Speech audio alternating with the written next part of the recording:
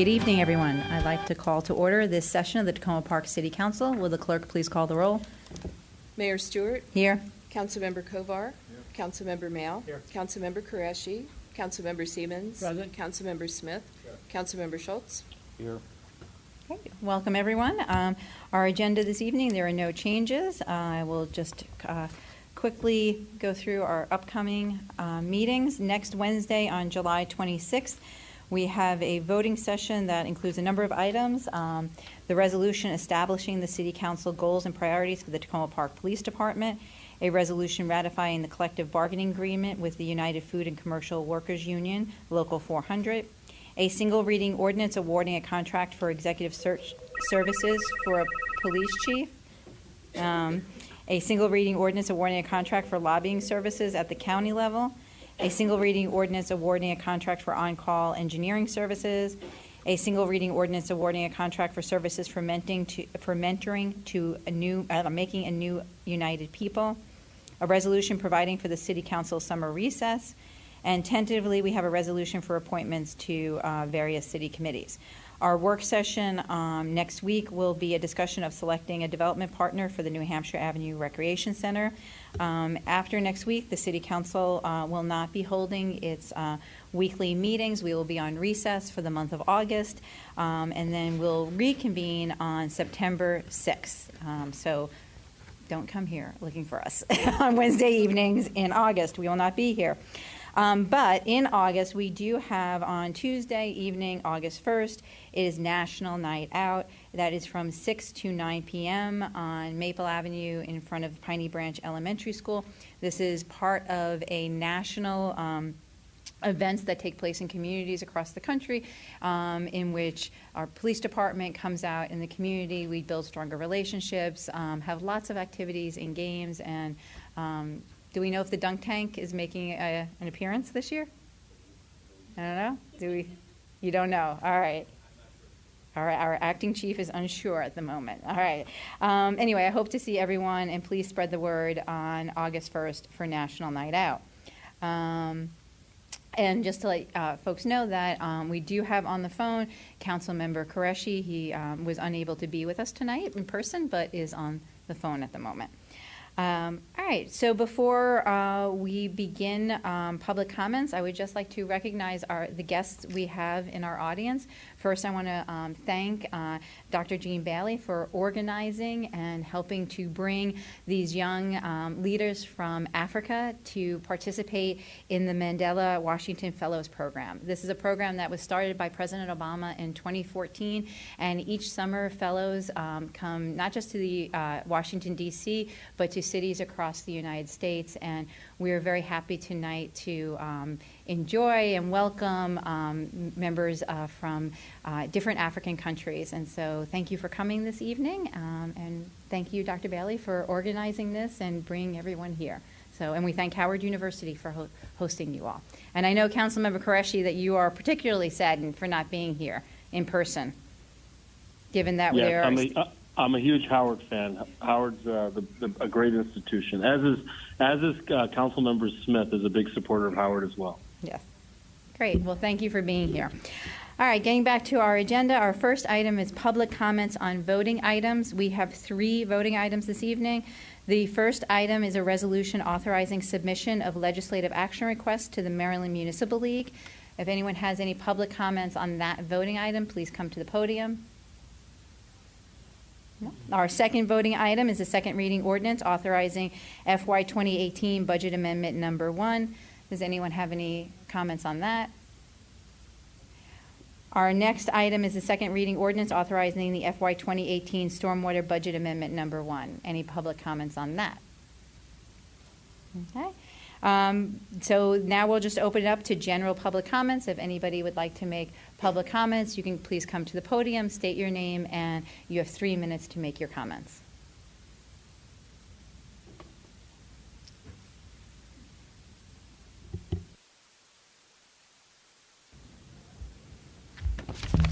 Thank you.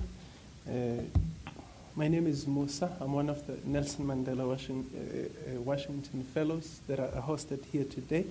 And we want to extend our warm greetings to yourself, Mayor, as well as your members of your council, the city manager, as well as the deputy city manager.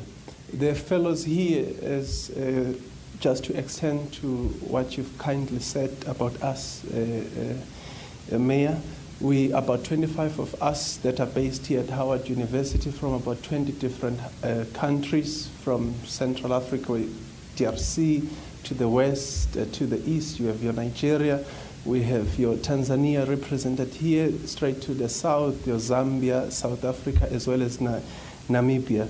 So we are here for about 6 weeks. We've done about 4 of those weeks, so we have about 2 weeks that are remaining.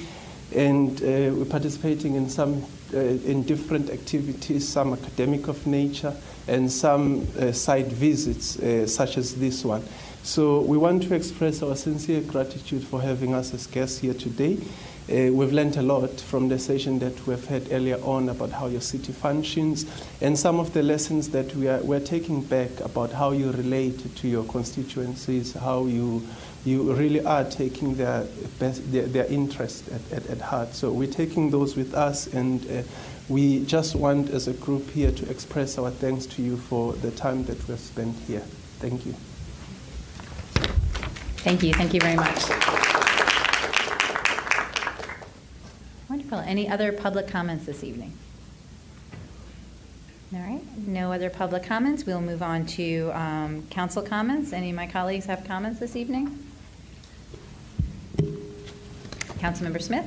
Thank you, Mayor. I just want to thank everyone from the Washington Mandela Fellows for coming out today. I know you guys have a very busy schedule. I want to give a special thanks to Dr. Jean Bailey, who is a star at my alma mater, Howard University.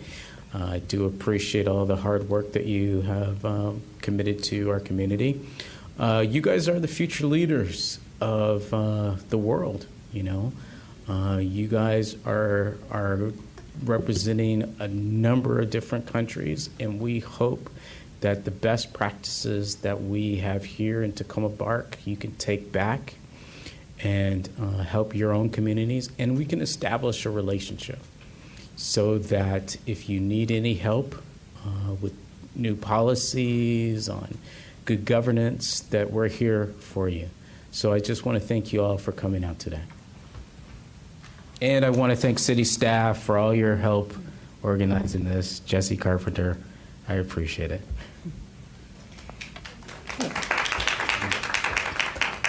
Councilmember Kovar? Thank you, the Mayor. And I just wanted to mention 2 things. One, as folks are aware, the Mayor has been doing a series of community coffees with the Mayor, I think is what they're called, and council members. I did one last year, so we're doing another one on Friday, July 28th. So we'll see how many people are still in town. It'll be at 8 o'clock, and it's at the new spot that opened recently on Laurel Avenue, right in the Old Town area next to the post office, which is called the Tacoma Beverage Company. And it's on Laurel Avenue, right next to the post office. So at 8 a.m. on Friday the 28th, we'll be there. Everybody's welcome.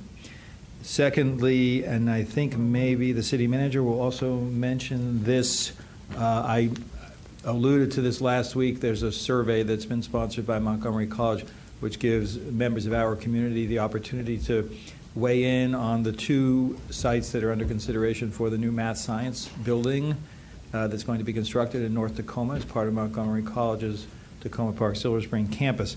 And the deadline for submission of comments is the 21st. That's this Friday. So we're near the end of the deadline. A decision on that is supposed to be made by no later than early August. And I do just want to encourage anyone who's interested in that to weigh in. You can write brief or lengthy comments. There's plenty of space there. And you can look at the previous comments that have been submitted, so it has a good feature in that sense.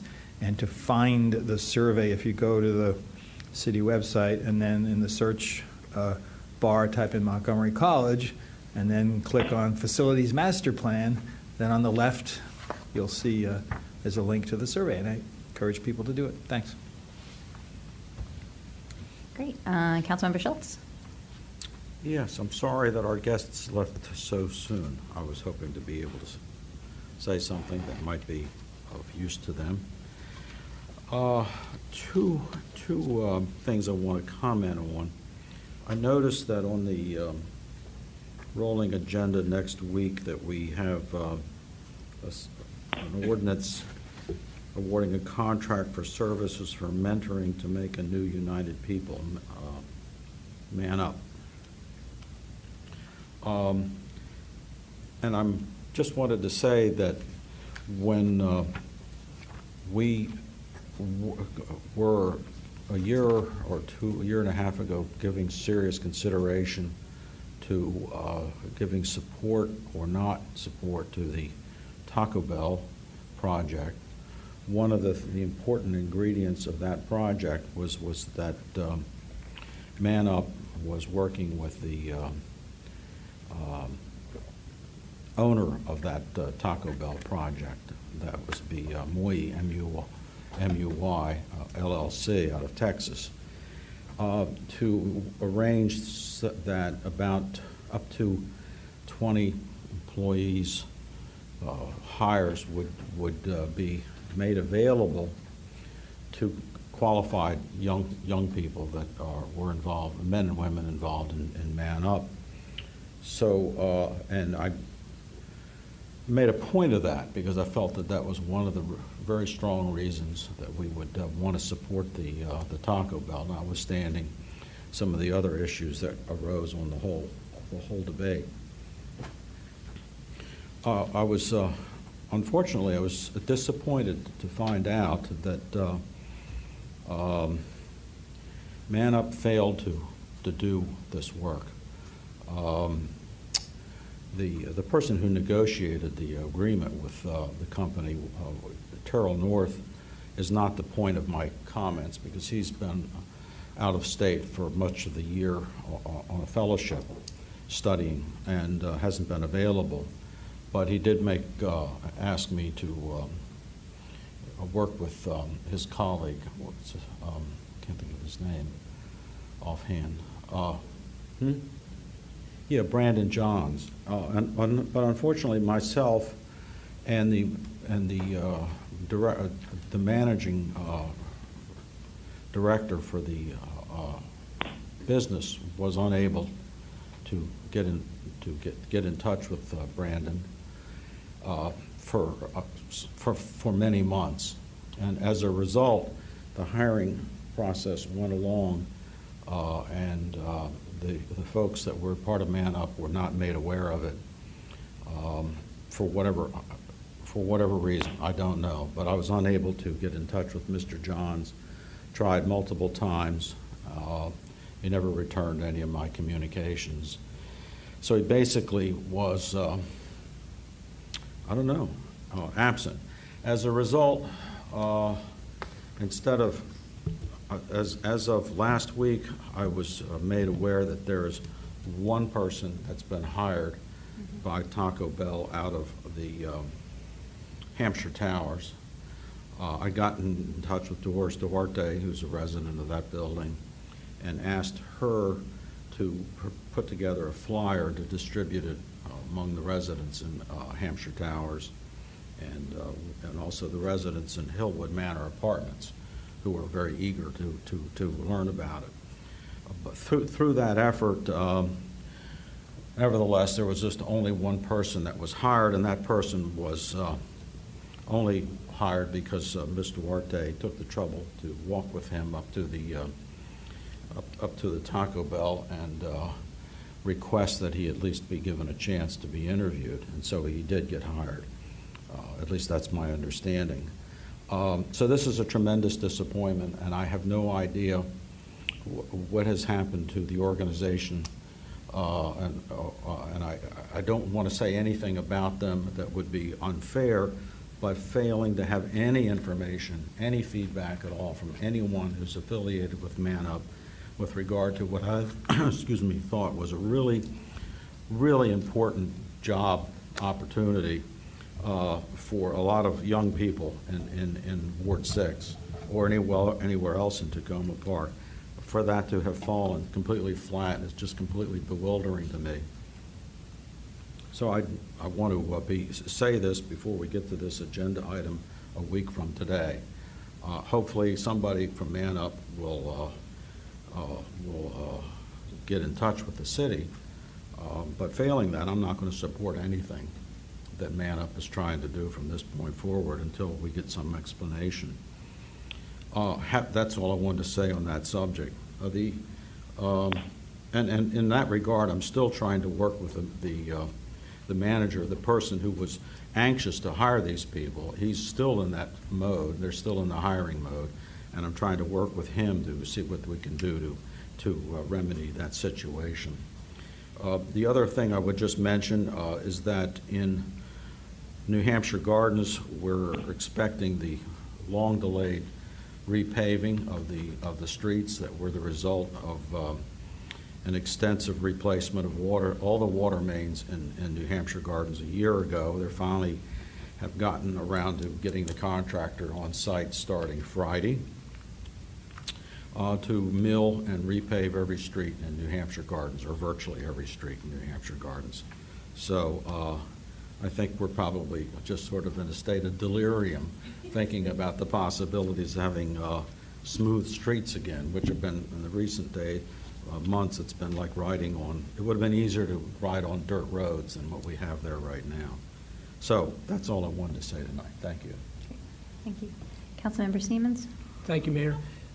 Just to follow up on Councilmember Schultz's concerns about Man Up, I wonder if the Recreation Department might be able to provide us with some information on what their experience has been with that organization and their responsiveness to inquiries, things like that.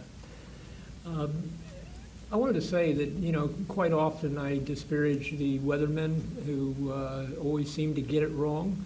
But I just wanted to assure everybody I worked outside this week, and they were right. It was hot out, okay? And the other comment I had is on State Highway Authority. You know, I'll say I don't like to speak for other people. I frequently like to bash them because of difficulties that we have with the State Highway Authority. But I would like to say that I've been over the Carroll Avenue Bridge numerous times since they completed that project. I was impressed that they completed it ahead of schedule. And I think the bridge not only works, but it looks great. And I appreciate the work they did. Thank you. Okay. All right. Let's see, a couple of things from me. This past weekend, I was at a Council of Governments board meeting. I circulated one presentation from that. It was an excellent meeting, a little depressing, but it was a good meeting. Just some of the trends in the region, some of the struggles that we're working on regarding housing issues and other things. Obviously, we know this, we're not alone in the region. But it's a good opportunity to meet with other city, county, and state officials in the Virginia, D.C., and Maryland area. And I tried very hard not to keep emailing the city manager and the deputy city manager with new ideas and things that wanted to do. And actually, I know Miss Mary Jane Machui, who usually attends our meeting, isn't here tonight, but I wanted to pass on. I was talking to State Senator Brian Feldman about legislation that he helped pass last year that is actually going to go into, the program's actually going to start this fall. It's called the ABLE Act, and it allows families who have children who have mental health or developmental delays create 529 accounts, like you can do college accounts, but they would be to pay for health care costs or education costs, and it doesn't count against the disability benefits they receive. Anyway, if you Google the ABLE Act in Maryland, you can find it, and we'll pass on some more information about that, but I think it would be very useful for some of the families in our community.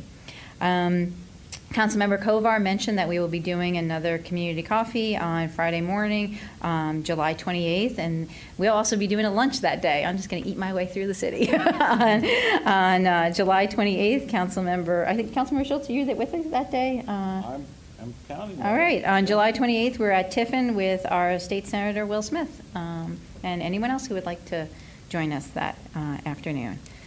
All right, I think that's it for me. I'll turn it over to the city manager. Thank you. One subject we haven't talked a whole lot about recently is the Tacoma Junction redevelopment, and I do have some information I've shared with council that I want to share publicly. On Monday, we received a request from NDC, our partner, for an extension on completing one of the main tasks of the Tacoma Junction Development Agreement, which is the submission of the site plan. I have approved that extension. The reason for the request was twofold. One is that with the termination of the letter of intent negotiations with the co-op, NDC is revisiting space configurations for the first floor space. And two, NDC has entered into a purchase agreement with the owner of the Tacoma Auto Clinic property adjacent to it, which will provide them with some new possibilities to consider in terms of space and layout. I think that opportunity is a real exciting potential for this project. The extension will add approximately 6 months to the originally accepted completion date, meaning the project should wrap up in late 2020. An update on the project and a presentation of this site plan is scheduled for late September when the council comes back. And the site plan is an area where there's a lot of activity with the city council in approving it. A history of the project is on the city's website, and if anybody has any questions, please feel free to ask me. Can I just ask one clarification? Mm-hmm.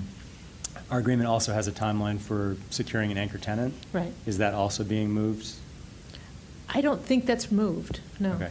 So that would still be roughly, it was 180 days, I think? Right, and I will double check the exact date on that. Thank you.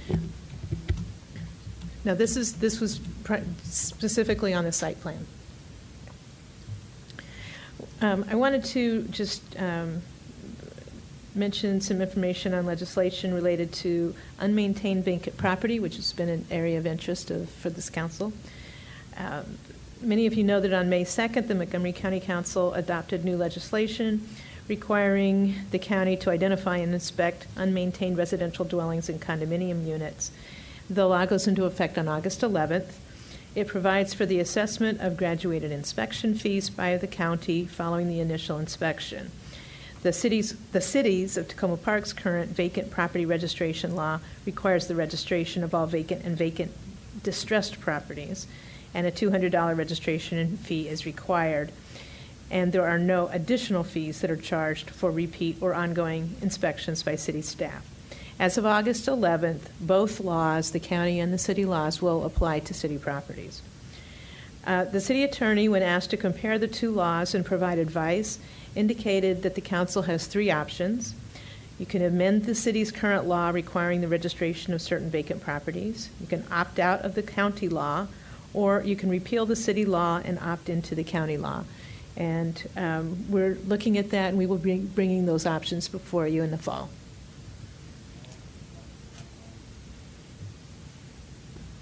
Yes, thank you. Can I just wanted to ask a question? When it says in your written comment here, the county's Department of Housing and Community Affairs will take responsibility to identify and inspect unmaintained residential dwellings and condominium units. I guess you may not have the answer to this right now, but I just was wondering who gets to identify those, what is the definition of unmaintained? And second of all, what is that to inspect? What is the inspection involved? Would that be internal as well as external inspection? I don't know. I'll have to find out for you and share that information. Okay, if you would, I'd like to get some clarification, and Sure. maybe it's already written that way in the proposed. And adopted I'm not ordinance. sure if the answer to your question will be in this, but the city attorney did send us a memo comparing the county and what we have.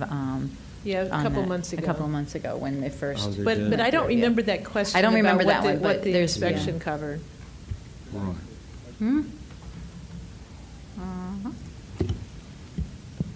One other thing that came up recently, and I mentioned this to the staff, is when a county permitted renovation is taking place and then gets stopped for some reason, which may be a valid stop work order, and then, and this is one that occurred in Ward 1 recently, then the place just kind of sits there looking like an eyesore. And so I guess in the context of how we're looking at this, if we could get a better understanding of what happens when that happens, if the workforce leaves and the place is left kind of in a mess, is there something that the city can do, given that it's still a county permitted project that's temporarily on hold?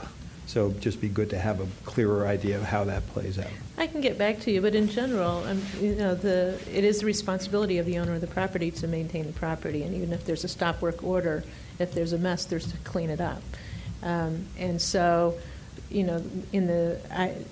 the property that you're mentioning, it was reported for violations of the code, of the property code. So we don't just stand back because there was a county action on there. I guess the question is, when the county posts a stop work order, how clear do they make it that doesn't mean stop and run away until it's fixed, as much as don't do that one part, but still make the place look a little better? That would be... I don't know that okay. answer. Yeah.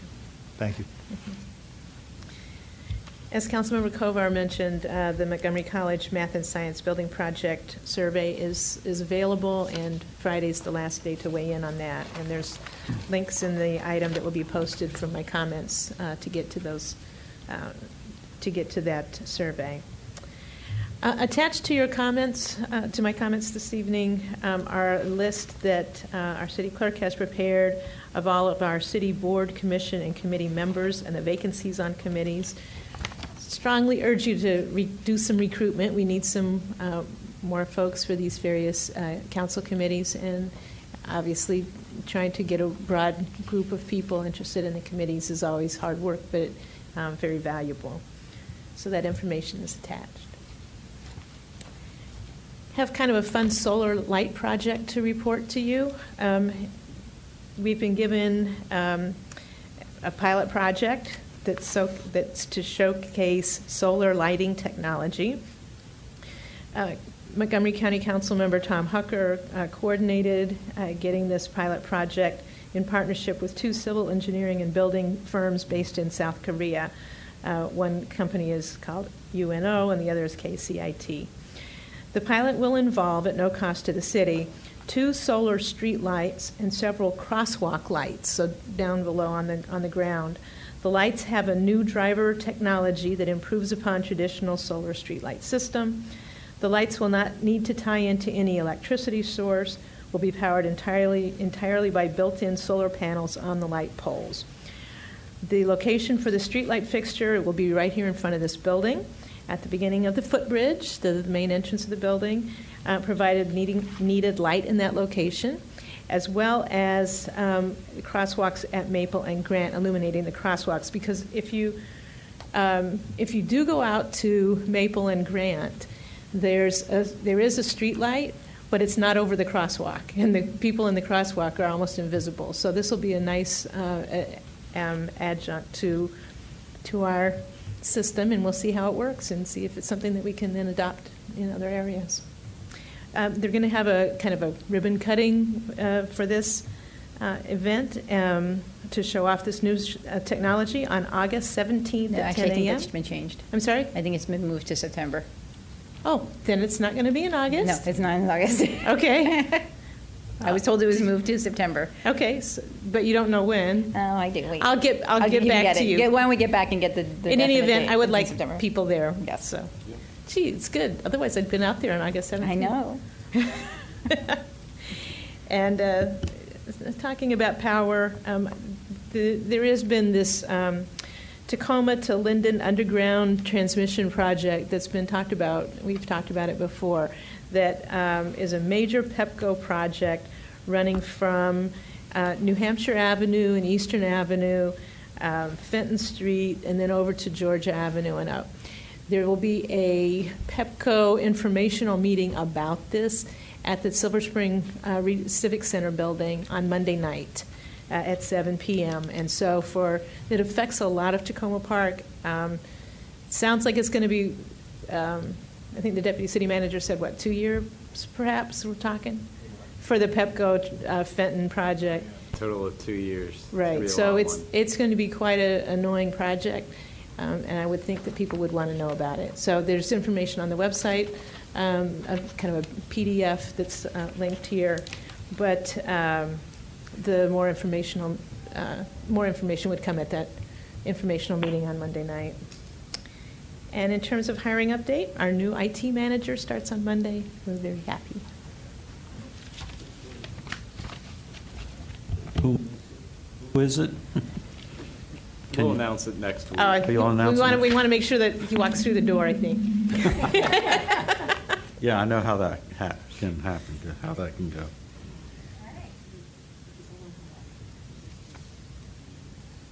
Okay, we'll move on to our voting session then.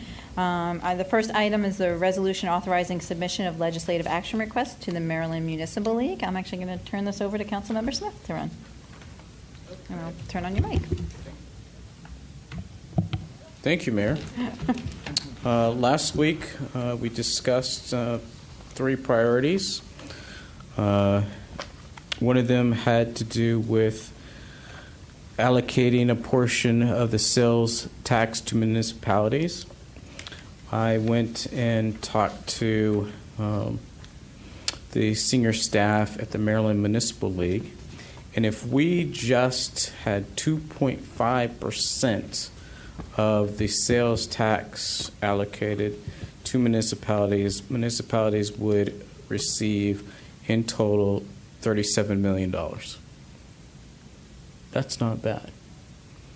So I think that is an excellent way for us to start the conversation that we need to look at different tax revenue for municipalities in the state of Maryland. I think we just cannot continue to rely only on property tax and a portion of the income tax. It's just not sustainable for us, especially in communities where they're tapped out in property taxes. The residents just cannot afford any more increases. Can I ask a question on Yes. that? When you say 2.5%, I presume that's of the total take in revenue. Yes. Not a percentage of the sales tax percent. No, that's percentage of the sales tax. Sales tax revenue. That's total revenue. Okay. Yes. Right. Okay. Thank you.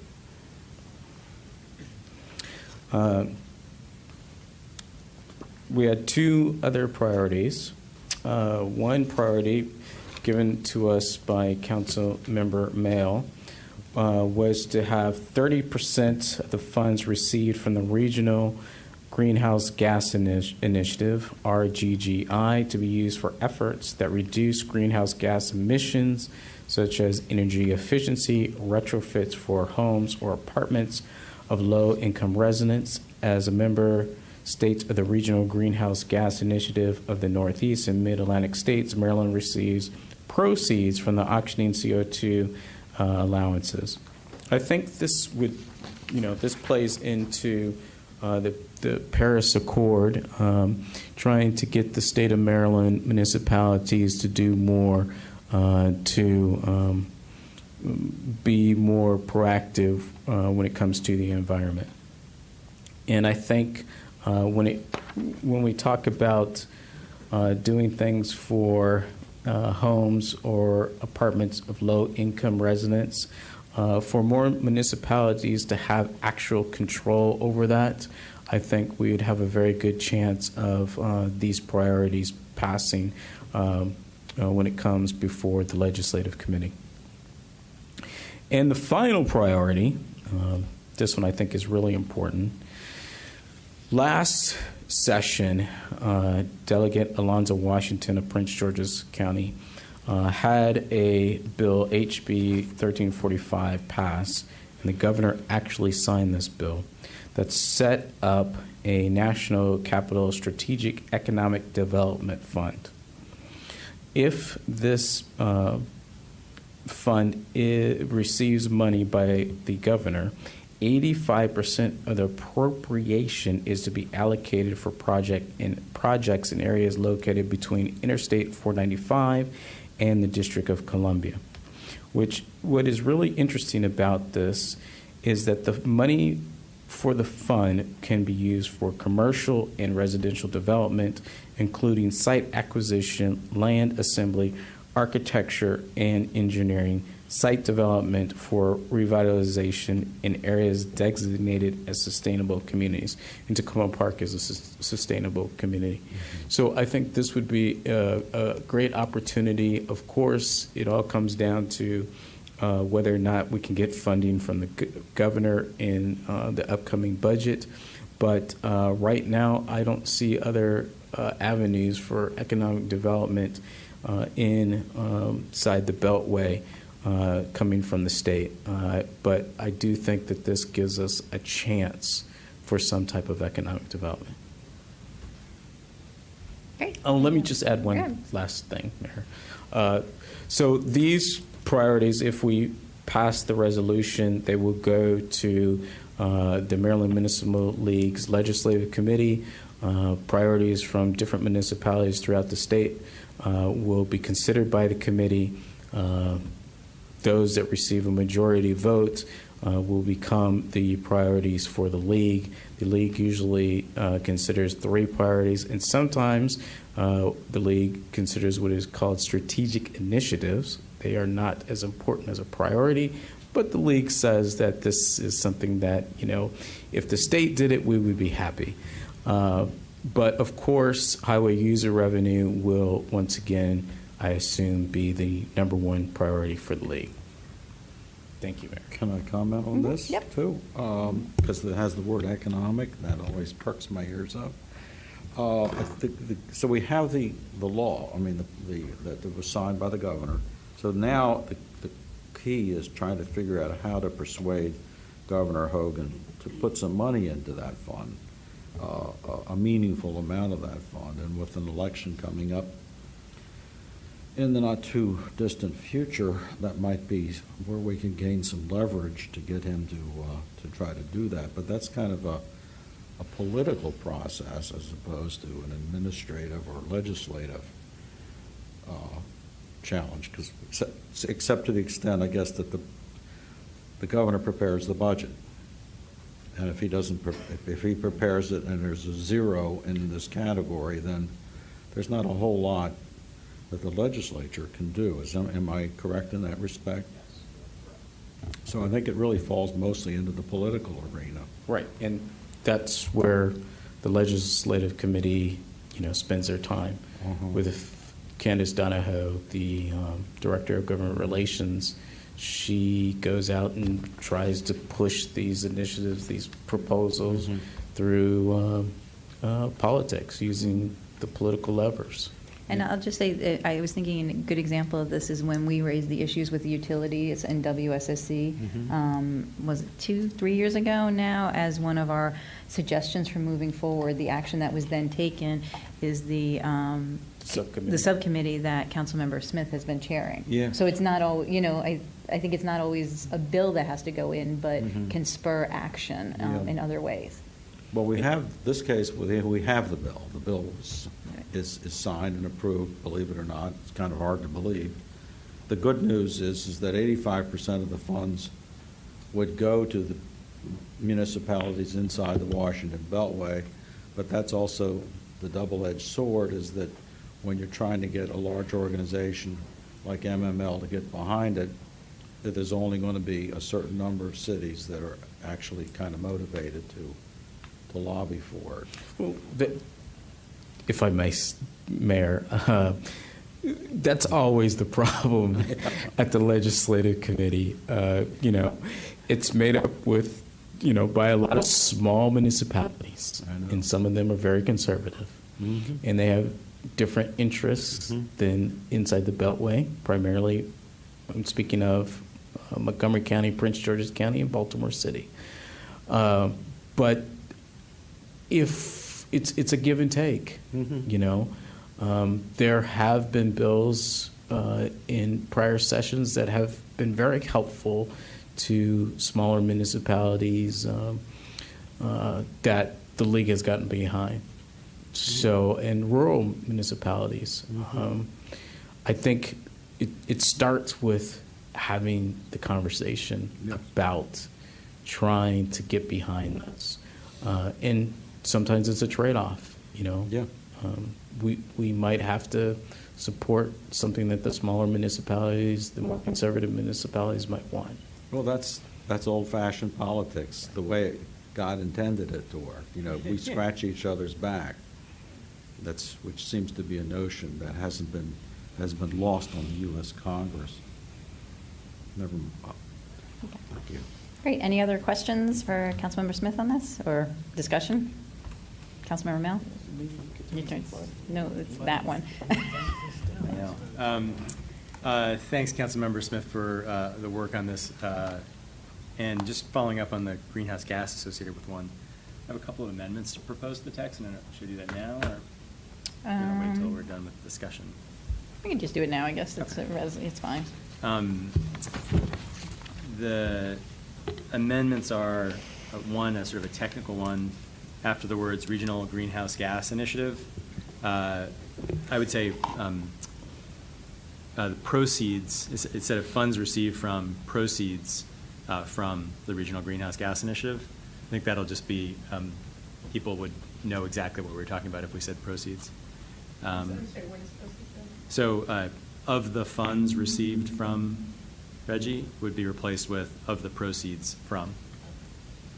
And the other change would fit, the council urges that the Maryland Municipal League, urges the Maryland Municipal League to pursue legislation that would move away from direct bill assistance and require, and this language is the same, require at least, instead of 30%, it would be 60%. Because right now it's actually somewhere between 30 and 40%, so we don't want to make them do it lower. We want it to go higher, and direct bill assistance is the alternative. And as we said last week, the things that we're asking them to do more of are the very kinds of things that municipalities should like.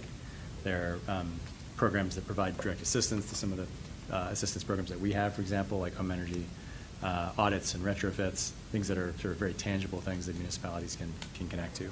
So again, it would be 30% changes to 60% of the funds. And that's a ballpark number, but I think that represents a shift from where they are now that would be meaningful. And then I think if we talk about moving away from direct bill assistance, that makes it clear that we're distinguishing that, which is the current use of about 60% of the funds, from what we're asking for here. Sounds good. That's it. Thank you. Okay. So I actually had a question on the move away from direct bill assistance. And maybe this is something that Councilmember Smith can bring up with MML if this moves forward. But I would just have a concern about what those people would do if they're relying on that direct bill assistance right now, because they would no longer get that money if we did this. So if it's somebody who is relying on that money to pay their utility bill, what we're saying is here they're no longer going to get those funds. So I guess that's sort of a question I have, which would be a consequence of this. I mean, I agree in terms of thinking about the general goal of this, but my concern would be, do we want to explicitly say moving away from direct bill assistance, and there are other ways to explore this? Yeah. Yeah, and that's, I agree with the mayor, and that's why I'd use the language move away from, which doesn't imply not use or do it suddenly. Got it. Because the reality is, right, the future of this program is that there eventually won't be any money in this fund, and so there won't be any bill assistance. And so if all you do is help those people with bill assistance today, when the money gets cut off in the future, because the auction, eventually, like, all the energy companies will change their practices. Right. They'll just get cut off, and they won't have solar panels, and they won't have efficient houses, and all of those things. So that I think the idea is how do you shift to programs? It's the give a person a fish versus teach them to fish. if you can change their homes, change their apartment buildings, give them. They won't need the direct bill. Give them shares in solar farms. They won't need, the bill assistance will be offset by other assistance. And just a clarification, the way that this works, what's in the resolution doesn't matter at all to the MML. They always, Right. we send in a little bit longer of a description of the thing, and then Jim Peck rewrites it. Right. But it's very helpful that you made those clarifications so that as we work with Jim on the actual language of what goes then out to the legislative committee, that it reflects your interests. Yeah, and I think having that intent of like what the move away would be over time, so that we're not saying, we're cutting off people's direct bill assistance before the other things can get put in place, I think is really important. However, then the actual language would get written. And we are a model for LARs. Yes, we got Jim her. Peck, Candace Donahoe, they always hold up Tacoma Park. Oh, really? Yeah. Yes, of how to write a great LAR. Which then they rewrite. Well, I mean, The difference between what they have to rewrite. That's right. It's Much smaller. very small. Good to know. All right, any other questions or comments on this? Councilmember Qureshi? All right, Nothing further. Thank you, Mayor. thank you. All right, so would someone like to move this as amended? So moved. Councilmember Smith, do I have a second? Second. Let's do a roll call since we have Councilmember Qureshi on the phone. Sure. Who was the second? Councilmember Schultz. Councilmember Kovar. Councilmember Smith. Yes. Councilmember Mayo. Yes. Councilmember Siemens. Aye. Councilmember Schultz. Aye. Councilmember Qureshi. Aye. Mayor Stewart. Aye. All right, our next item is a second reading ordinance authorizing FY 2018 budget amendment number 1. We had the first reading last week. Ask the city manager, are there any changes or things we should know about? Yes, there was one thing that was inadvertently left off. It's another carryover item. It's the money that we're using for the Housing and Economic Development Strategic Plan. $83,855,000 was being carried over. And so that's reflected in the text. It's no new money. It's simply moving it into the right fiscal year. Okay. Would someone like to move the ordinance? Councilmember Mail, do I have a second? Second. Councilmember Siemens, any questions or comments? All right, would the clerk like to take the roll? Sure. Councilmember Kovar. Aye. Councilmember Smith. Councilmember Mayo. Aye. Councilmember Siemens. Aye. Councilmember Schultz. Aye. Councilmember Qureshi. Aye. Mayor Stewart. Aye. All right, and then we also have the second reading ordinance adopting the fiscal year 2018 stormwater budget amendment number 1. Would someone like to move that? So moved. All right. Councilmember Smith on that, and Councilmember Mail the second. Any questions or comments? No, will the clerk call the roll? Councilmember Kovar. Aye. Councilmember Smith. Yes. Councilmember Mayo. Aye. Councilmember Siemens. Aye. Councilmember Schultz. Aye. Councilmember Qureshi. Aye. Mayor Stewart. Yes, thank you. All right, that's our voting session. Now we'll turn it over to our work session, which is a discussion of the 2017 city elections. I'm turning it over to the city clerk.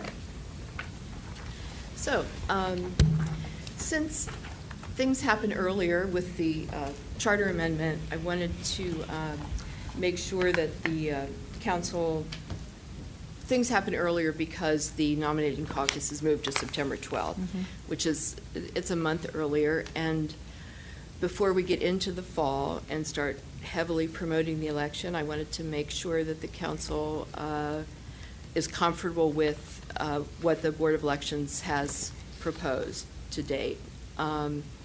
And as a reminder, this will be the last election that takes place solely in this building. So the transition to even year elections begins in 2020. So essentially, the nominating caucus is September 12th. I'll just run through this information. Eric Bond has agreed to do a candidate forum we set a date, October 23rd. That's a Monday night, and that's on the calendar. We've set early voting dates as basically November 1 through November 5th. So November 1, the location would be here from 2 p.m. to 8 p.m. On Thursday, November 2nd, it would be here at the Community Center from 8 a.m. to 2 p.m. On Friday, November 3rd, the early voting would take place at the Tacoma Park Rec Center in the gym from 2 p.m. to 8 p.m. Saturday, November 4th, again here at the Community Center from 10 a.m. to 4 p.m. And then on Sunday, November 5th, we'd move to Washington Adventist University, Wilkinson Hall, to finish out early voting, and that would be from 12 to 6. And then typically, as always, the Election Day voting will be here on Tuesday, November 7th from 7 a.m. to 8 p.m. We'll essentially do the same process as was done in the last election, paper ballots, hand count, and then there's fees to be paid to election judges are recommended as the closers and counters would receive $45, $90 for early voting election workers. And the board decided to give some people the opportunity to split, to do a half election day instead of having everyone work the whole day. And that might help to get a few more people to volunteer. So this half day would be $115, and the whole day is $240. And of course, everyone who serves as an election judge has to attend a training as well, which we conduct. And attached to the cover sheet that I provided is the complete election calendar. So with that, I wondered if there were any questions or any suggestions from council or concerns or. And a reminder, it's a 3-year. That's right, Yep. and it's a 3-year term. Mhm. That's right. Are there any other, are there any restrictions on who can be an election judge?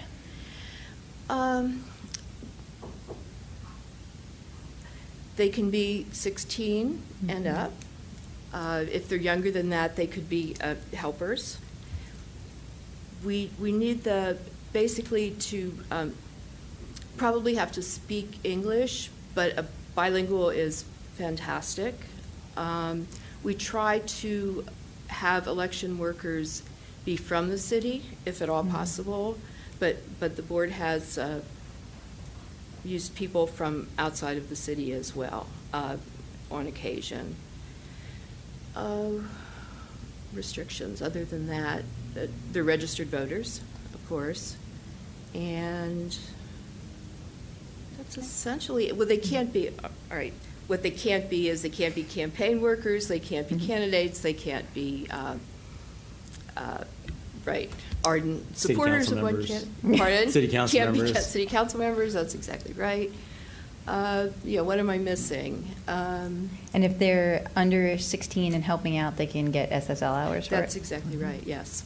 Through the rec department's program, they Mhm. can work with us on that, definitely. Councilmember Mail? Yeah, and I'm sorry if I missed this, but if you could provide a summary, maybe a written summary of any training required for election judges, or sort of the hours, that'd just be really helpful in terms of recruiting folks. Right. Because we can start trying to get people to show up. Yes, and in fact, we have dates already set, so, and it's essentially 2.5 hours Okay. is about it. 2 to 3, more likely 2.5 hours. Okay. And with a flexible set of dates where you can Right. get training on this date or this date or this date. Yeah, and if we find that a lot of people can't make a date, we could change the dates. Great. And then my other comment was, it's great that we have Rec Center and Adventist University early voting locations. I remember, was it last election or the one before, where we did the voting down in Sligo Creek. I think I remember data that we had that most of those people were people who'd voted in the previous election anyway, or some data on, like, were we actually getting new voters, or were we just making it more convenient for existing voters? It'd be helpful to have that old data available for, compiled beforehand. Sure. And then Yeah. afterwards, look at the people who voted at the Rec Center and the Adventist University and see what percent are new voters in a city election and also maybe new voters compared to 2016. Right. And I mean, it's even 5% is great if we're picking up people who don't otherwise show up. So it's not that a small change isn't a big deal. But I think just tracking that kind of baseline data will help us keep trying to, go where people are at. It will, in terms right. of bringing them in. Right. I know, I'll get the numbers together, but the rec center is where we picked up quite a few new voters. Yeah. Cool. Councilmember Schultz? What is the reason for advancing the nominating caucus up earlier in September? So the reason for that was to allow additional time for absentee balloting, because especially for anyone who's overseas or, mainly for anyone overseas, it's impossible to get a ballot back and forth in the small amount of time, because we can't prepare ballots, of course, until after the nominating caucus. Oh. So moving it earlier will make a big difference in getting absentee ballots out. There are no restrictions, as far as I know, on when candidates, or wannabe candidates, let's say, prior to the September caucus, if they're actually being nominated, can begin campaigning. Am I not correct on that? There are no restrictions. Right. Nobody becomes a formal candidate until the caucus, but prior to that, they're certainly free to do what they want to do. Yeah, in we that don't direction. monitor, right. Yeah, okay, I just wanted to be, that's Right. what I thought. And I would mention, just for the record, that there are occasionally candidates who want to open a bank account, potential candidates who want to open a bank account, and who want to do that before the nominating caucus. So the way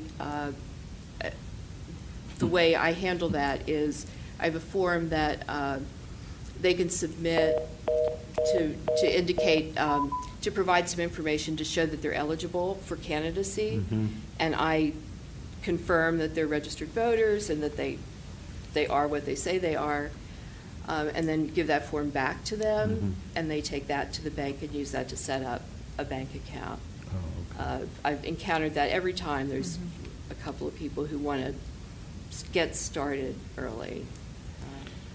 One last question, that at least one that occurs to me right now, is that in the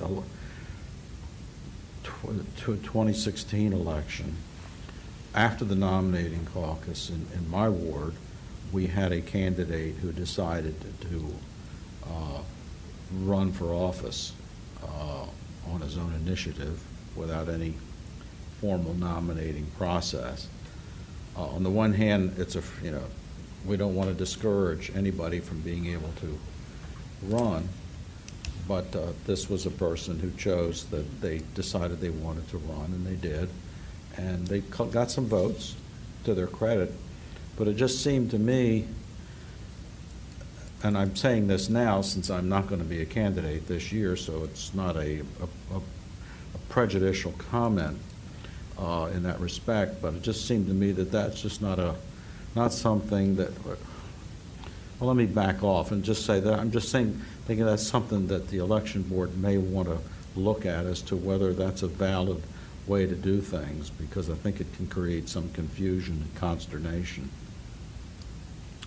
It may be something that the election board says, nah, we'll just leave it alone. I don't recall whether that gentleman had presented himself as a write-in candidate. He did. A pre-registered write-in candidate Yeah, to I have think- his name posted in the voting booth. I think he did. Okay, so I think that is something to take a look at to see if that's something the council wants to continue. But I would say that anyone who does do that has to submit the financial disclosure form and any other required paperwork before the deadline. And the way it's set up now, interestingly, they don't have to do it until the Friday before the election, but early voting has started 3 days before then. So the system is a little bit lopsided anyway at this point. I think it does need to be looked at. Yeah, I think so, too. I would ask that it be looked at. Okay. Councilmember Siemens? Yes, glad to see that we have the early voting locations again. I was just curious if you had looked at other sites that we had discussed in the past, such as the VFW as potential early voting sites? And I say you, meaning the committee. Yeah, no. The short answer is no. Okay. Again, I think looking forward, not necessarily this election, but I think, Well- again, if we gain experience that this does make it more convenient, or especially if it increases the participation, that's something we may want to consider in the future. I agree. It's worth looking at. Thank you. Councilmember Kovar? Yeah, thank you. Two questions. One, I think we talked about this before, because in the 2020 election, with the additional precincts and so on, there'll be need for a significantly larger number of election day staff.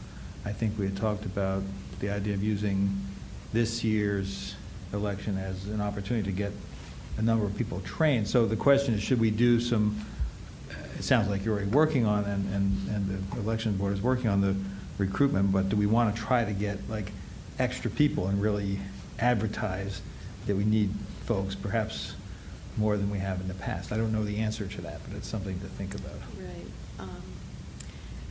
Particularly, I would say, since the first of the joint elections will be a presidential one as opposed to a gubernatorial one. So. Right, yeah. I think you're right. I think the board is leaning towards having, padding the number of judges somewhat for this time, not overwhelmingly so, but to give people an opportunity to go through the process once with this election will be a good thing. And the other point, and this is just a mild, I don't want to say correction, but clarification. I was just looking at the calendar. So in this case, the 12th is essentially a week after Labor Day, and last year when the nominating caucus happened, it was like 3 weeks after Labor Day. So the difference is about a 2-week difference. Because it was late September, and so anyway, Yeah. I'm not saying it's nothing, but it's not like it's flipping over to an entire different month in terms of when it's happening. So just for what it's worth. Yeah, right. It's not a huge Right. difference. That's all. Okay.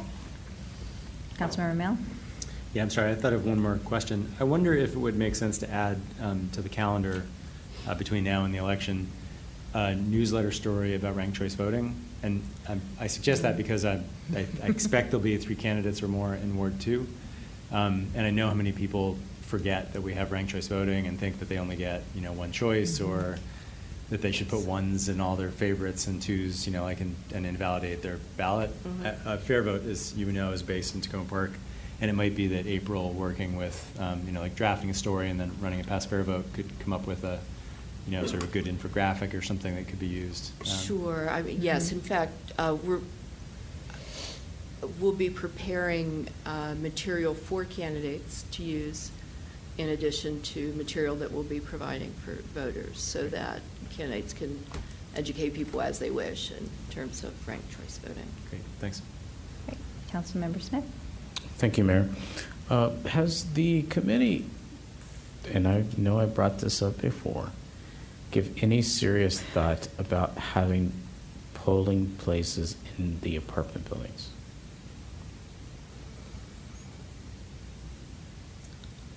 I don't think so, but I think there's a way for the board to. So last time we did go to the Franklin Apartments for. I can't remember why, but I went. Oh, there were a group of Chinese-speaking residents, and we went. The finance director and I went there to assist them with filling out vote by mail absentee ballots. I think there may be opportunities to do that sort of thing, certainly with the large buildings, for people who, and we've also done it at Tacoma Tower, in fact, Victory Tower, Tacoma Tower. So we've also done it there. So I think there are opportunities to do that. We'll have to talk about it. Okay. But yeah. Because I mean, Oh, yeah. having it, a polling station at Washington Adventist University is fine if we've done it before. But it still doesn't get to the heart of trying to get people that live in the apartment buildings out of the building to come and vote. No, it doesn't. And, you know, even having our elections here, it still doesn't resolve that issue. I mean, people live in Essex House Towers and you don't see tons of people walking down the street to vote, you know. Right. There might be a better opportunity to catch people in the lobbies of their buildings. Right.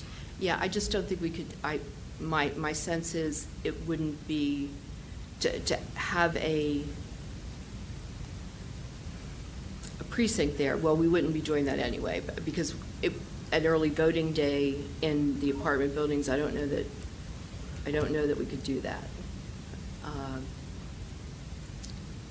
But I do think there's opportunity for people filling out paper ballots that get sealed in an envelope and treated as to have absentee balloting that way. Okay. All right. I think there are possibilities there. Okay, Councilmember Thank Simmons, you. you wanted to follow up? Thank you, Mayor. Yes, I just wanted to follow on that. First of all, I appreciate the work that you did last election, specifically at the Franklin Apartments with the Chinese population, Chinese-speaking population there. I think that approach is especially valuable for those who are not fluent in English. I would like to see that expanded this year with the election, and I just wanted to make sure that that is a service that the Board of Elections is going to be offering again this year, not just at the Franklin Apartments, but if I were able to identify other sites. Yes, I think, I have to say it wasn't, not that, we work as a team, but it wasn't the Board of Elections who did that, it was city staff that did that. Okay. And I want to make sure, I don't want to cross any ethical lines here. I would like to help you identify sites and where that would be helpful.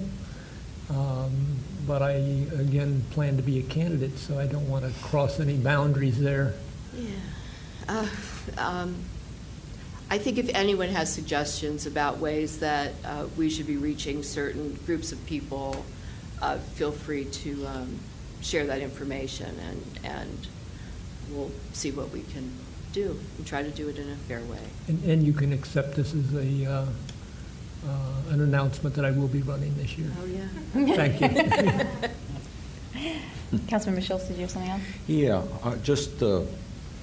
Jesse, I wonder if you could just comment for the public's benefit on the prospect of having another precinct created that the county election board, not for this election, obviously, but for the 2018 election at the Don Bosco Cristo Rey School on Larch Avenue. Could you know? Right. So, the County Board of Elections has voted to resplit the precincts. I think it's 1367 and 1368 will now be separate precincts again, and the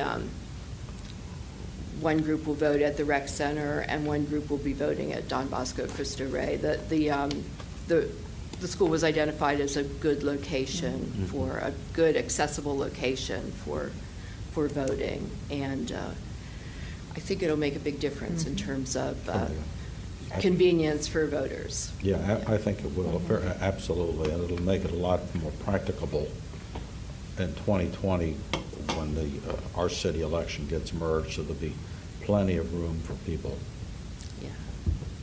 to come and park, cast ballots. Okay, great. And just last thing on that point, as I understand it, there's a comment period do we want to, as a city, express our support for that formally to them? That's a good point. It's Yeah. not final, I guess, but I would defer to people in other parts. I was trying to remember when we were emailing about this the other day, I thought we had formally sent something in. So the way that turned out is you had talked about sending a letter, but we were actively dealing with the county board of elections at the appointed board of elections at that time, and with the staff there. So there's not a record there's not a letter on record. It's rather was the testimony and conversations that we had with the board. Great. So if you would like, you could certainly prepare a letter for the record. Yeah, I think that makes sense, because I think we did discuss it and Well, move forward. and I think, and some of us may have signed, Delegate David Moon had sent something as well, I know. Well, I know after when the I primary. went there on behalf of the synchronization, it came up, and I hadn't thought that deeply about it, but I did receive an email from somebody affiliated with the board recently that said, we wanted you to know this because you supported it. They said, we thought you were the mayor, but then we realized you were somebody else. But they think that we support it, but if we haven't formally done it, other than a side conversation like that, all I'm saying is we might want to go on record, that's all. Yeah, that makes sense. Yes, we're on record as supporting it. I think a letter is, I'll draft a letter. Perfect. Sounds great. Okay, moving on to our last agenda item this evening is a discussion of a resolution establishing the City Council goals and priorities for the Tacoma Park Police Department. As people may remember, we had a number of work sessions on this and had two additional meetings to our regular Wednesday night meetings, at which time we had discussed not just the search for a new police chief, but we also wanted to sort of take a step back and really think about what are the goals and that we want to set for the police department. And I think it was Councilmember Siemens who had suggested that we take this direction so that we have it in a resolution that we discuss and vote on. And so it kind of sets down in writing our goals and what we'd like our police department to strive for. So based on our many conversations on this, I want to thank the Deputy City Manager for helping me draft this and circulating it to our colleagues. I think it captures the conversations that we've had up to this point. And before, we won't be voting on this tonight. This is just a work session. So if people have comments or changes, and we will be voting on it next week. So I think, Councilmember Siemens, did you have, is this old, or did you have a comment? That's an old Okay. flag, but I would just say that I appreciate us taking this on and the serious and lengthy discussions we've had on this. I think it's been very beneficial. Great. Councilmember Kovar? Yes, I circulated something, and I apologize, it was so close to the meeting tonight. Folks may not have had a chance to look at it yet, but I think the resolution is great, and I love the emphasis that it places on community policing and greater engagement with the public. There was one area that I thought we might want to consider adding, and I circulated a draft additional whereas clause. And in a way, it is part of community policing. One of the things that came up consistently at the public safety meetings that I was part of in the neighborhood, and our officers were there as well, in some cases the ones who are here with us, the captains who are here with us, was that in some cases people who have been victims of crime, it was a challenge to get the information back when the investigations were occurring. Obviously, there's no expectation that every detail would be revealed until it was appropriate to do so. But I thought it was worth adding the whereas clause that would talk about the department under whoever the new chief is going to be, also making it a point of emphasis to ensure that those who are, regrettably, the victims of crime would have an opportunity to be in appropriate periodic communication or outreach from the department, again, consistent with, obviously, good investigative protocols and so on. And I do feel that that's sort of a component of what community policing should be, which is better engagement with the public. So for those who didn't see the thing I sent, I could handed around again. I know we're not voting tonight, so I'm not sure if there's anything more to be said than that at this point.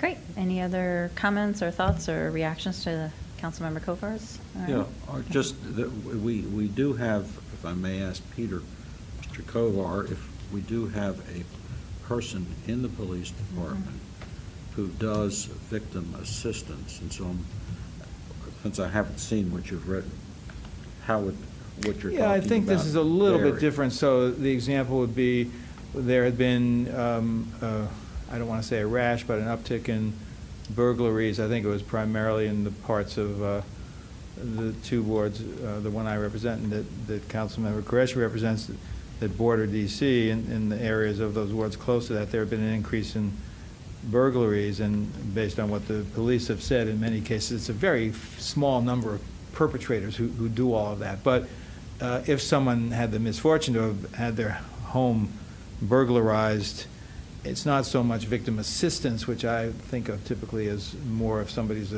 mugged or assaulted, as much as just, hey, my stuff got stolen. At a certain point, it would be good to know sort of where the investigation stands, when the person who has been identified as the perpetrator is potentially going to be going to court. Not, weekly, but just a couple of points along the pathway. And the department representatives at the meetings, to their credit, said that they did agree that that was an important part of the job, and they did do it. I just think it's something that merits a little more emphasis. Thank you. Okay. Councilmember Mayo? Yeah, just reacting to that, Councilmember Kovar, your comment makes me realize that there's nowhere in the document that we actually talk about communication. So it actually, oppose it as you've written it, because it suggests that that kind of communication is more important than all the other kinds of communication. Just with victims, right? Communication with victims is reactive instead of proactive in some ways. But for example, there's language in whereas clause around a staff feel confident taking initiative and being creative in their efforts to build a strong community. Mm-hmm. That language around build a strong community, I take it as sort of implicit that one way you must work to build a strong community is through good communication, and so communication with victims becomes part of that. So I don't have a specific language in mind, but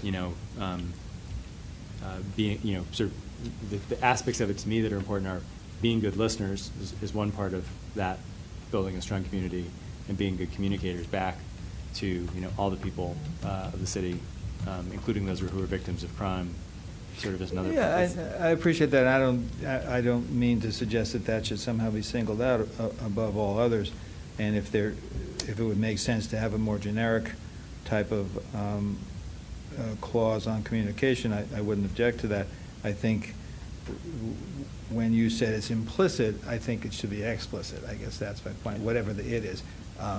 If there are other aspects of this that fall within the rubric of engagement or outreach or whatever, I think that's fine. I just think it's important that should be mentioned at some point in there. And so since we're not voting tonight, we can work on that a little bit more and try to come up with something if other folks agree. Yeah, and to Councilmember Mail's point, when Councilmember Kovar and I were sort of discussing this by email earlier today, I had suggested maybe in the third whereas clause, and we can still consider this, where it says, whereas the leadership in the police department shall foster and assure a culture of transparency, I suggested adding responsiveness and accountability both inside and outside of the organization. I know it's not the word communicate, but I was thinking that adding transparency, responsiveness, and accountability kind of covered forms of communication. So we could do both if people want to, but I kind of like adding responsiveness to that third whereas clause. And maybe in addition to adding the new one, if we want to call out specifically. Okay. So, but that might. Yeah, that works for me. Okay. And I completely, like, some of my best experiences in the city in 6 years have been stories of great communication by the department with victims of crimes. Mm-hmm. And just the sort of extra mile that our department has gone in many instances is, sort of stands out as great examples of community service that made an enduring mark on people's lives. So I absolutely agree that, that those things are important, in either peace of mind or other or alleviating fear. They're particularly important. Well, if you don't mind, Mayor, I'll Mhm. take what you suggested and see if there's a way to just sort of blend that into something that everybody might be happy with. All Yeah, right. I would just, thank you, Mayor. Add, the more I think about it, the more I like what you're saying, Councilmember Kovar. Probably at some time or another, if you lived in this town long enough, you're going to be a victim of crime. I know. Well, I mean, I know that. There's a precedent for you. Taxes, death, victim of crime. Sorry, Branding. sorry to blemish the exceptionalism in this town. Crime? We don't know, never heard of that. But cars get broken into. I mean, that's sort of like the low-hanging fruit of crime.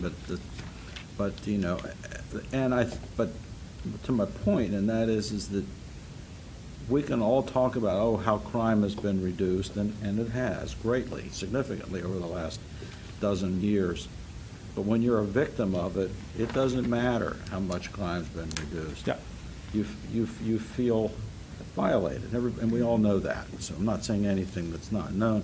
So that it becomes especially important, I think, that people who have been subject to crime feel like they have gotten more than just a business card from an investigating police officer with a crime report number on it and say, if you got any questions, you can always come down to the police department and refer to this case number, and somebody will be glad to help you, which is sort of the policy that is, as it's been. A bit more positive outreach is what I think you're hearing you talk about, gives people a sense that, by golly, this police department's really a good police department. Yeah, and I would just say,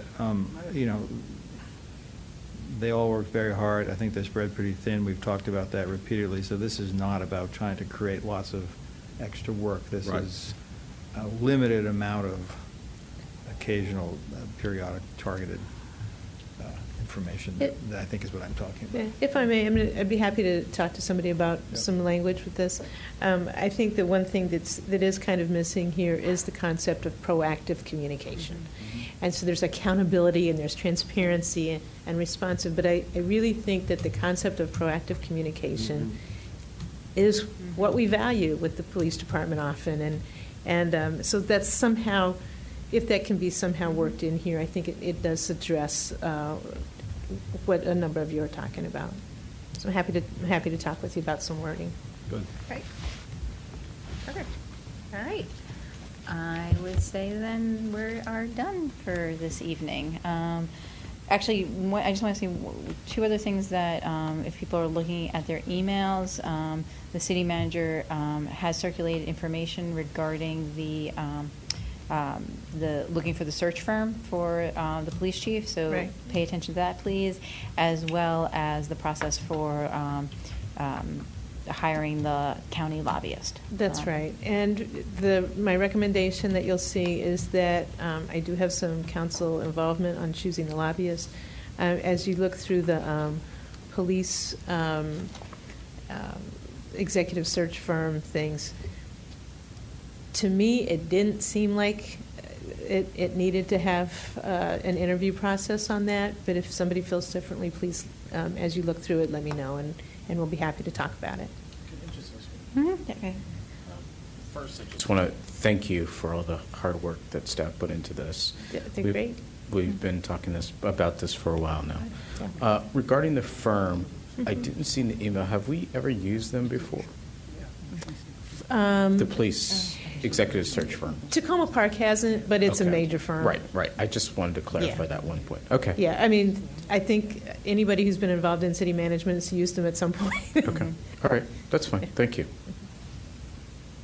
Great. All right. We are done for the evening. Before 9.